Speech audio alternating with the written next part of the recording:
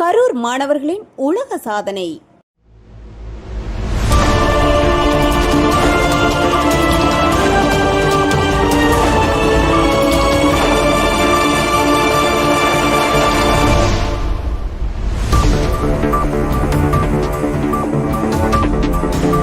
உலக தாய்மொழி தினத்தை முன்னிட்டு கரூரில் ஸ்ரீ கருணை ராகவாஜி வித்யாலயா பள்ளி மாணவ மாணவிகள் நடத்திய மாபெரும் விழிப்புணர்வு பேரணி உலக சாதனையில் இடம் பிடித்துள்ளது.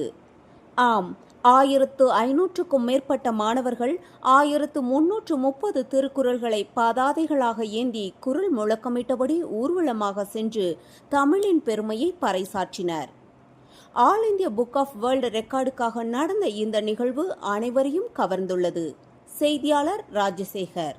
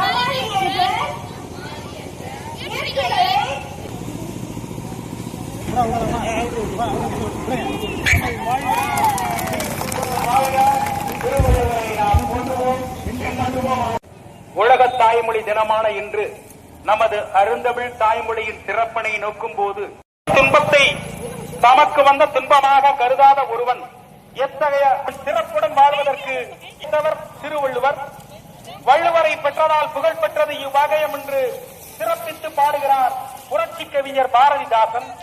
திருவள்ளுவரின் குரட்பாக்களில் அவை விளக்கும் கருத்துக்களில் கொள்ளாதது இல்லை, அவர் சொல்லாதது ஒன்றுமில்லை என்றார்.